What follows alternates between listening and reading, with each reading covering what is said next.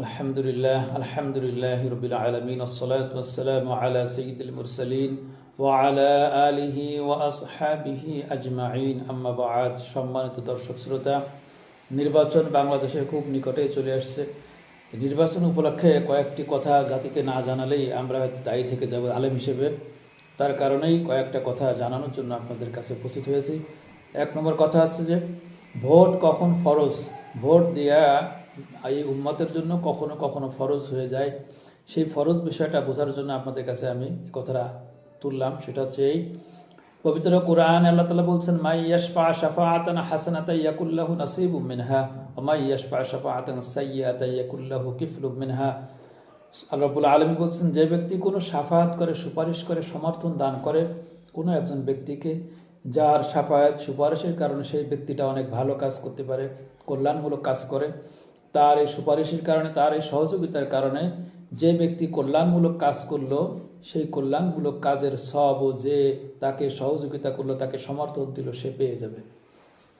পক্ষান্তরে কোনো ব্যক্তি যদি কাউকে, কোনো খারাপ ব্যক্তিকে সমর্থন দেয়, সহযোগিতা করে, তাহলে পরে সেই ব্যক্তি যেই পরিমাণ খারাপ কাজ করবে, সেই পরিমাণ খারাপ কাজের গুনাহ তার আমলনামায় আসবে।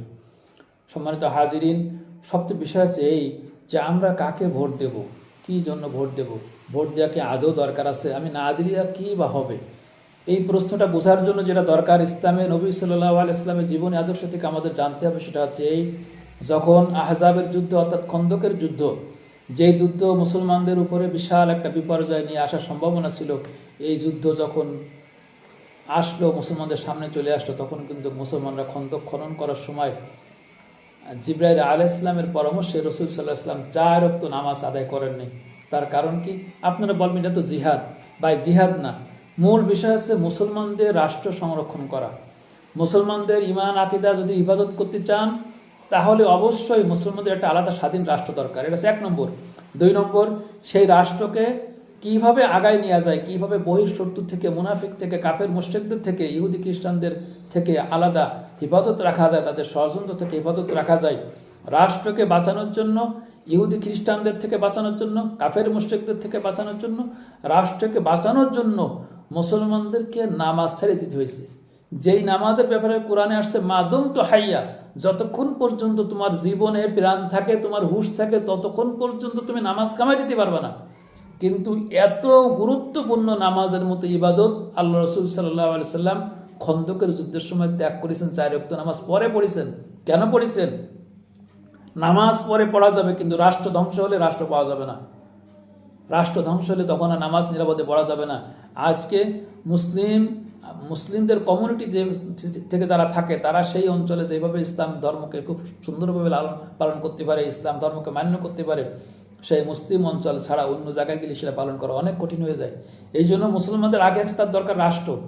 তার যে রাষ্ট্রটা আল্লাহ দান করেছে, সেই রাষ্ট্র যেভাবে ভাঙবাচুর অবস্থা থাক না কেন, সেই রাষ্ট্রকে আস্তে আস্তে গড়তে হবে, সেই রাষ্ট্রকে বিধর্মীদের হাত থেকে রক্ষা করতে হবে। অতএব এই যে নির্বাচন বাংলাদেশে আসছে, আপনাদের এতটুকু বুঝতে হবে, সেটা আছে এই, আমার রাষ্ট্রটা কিভাবে একটু ভালো মুসলমানদের হাতে থাকে। এই দেশে কেউই, বর্তমান পৃথিবীর যে সিচুয়েশন আছে, এখন কেউই পৃথিবীতে হুট করে ইসলামী শরিয়া আইন পাশ করতে পারবে না। এই ইসলামী শরিয়া আইন পাশ করতে গেলে কোমরে জোর থাকতে হয়, অর্থনীতি শক্তি থাকতে হয়। শক্তিশালী অর্থনীতি এবং শক্তিশালী সামরিক শক্তি ছাড়া, এবং শক্তিশালী অর্থনীতি ছাড়া ইসলামী রাষ্ট্র কায়েম করে বর্তমান পৃথিবীতে কেউ টিকতে পারবে না, কেউ টিকতে পারবে না। কিন্তু আল্লাহ তাআলা মুসলমানদেরকে এমনভাবে বিধান দিয়েছে, মুসলমান যদি কখনো কোরআনের হুদুদ কিসাস নাও পায়, তবুও যদি সে ন্যায় ইনসাফ নিয়ে থাকে, তাহলে সে শান্তিতে বসবাস করতে পারবে। কোরআনের যে একটা আইন আছে, ন্যায় এবং ইনসাফ, প্রতিটা জুম্মার শেষ সানি খুতবায় আমরা পাঠ করি, ইন্নাল্লাহা ইয়া'মুরুকুম বিল আদলি ওয়াল ইহসান।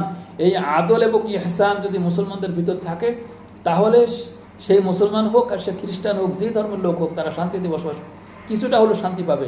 অতএব আমরা আদল এবং ইহসান প্রতিষ্ঠার জন্য রাষ্ট্রকে আমরা সহযোগিতা করব।